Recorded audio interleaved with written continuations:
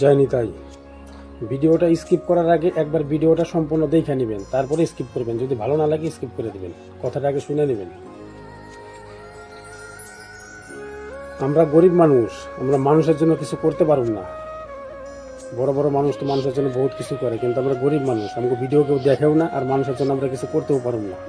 কিন্তু মানুষের জন্য আমরা এত লোক ভগবানের কাছে প্রার্থনা করতে পারব যে হে ভগবান, এই পৃথিবীর সবাইকে তুমি ভালো রাখো, সুস্থ রাখো। ভগবানের কাছে এত লোক প্রার্থনা করতে পারো।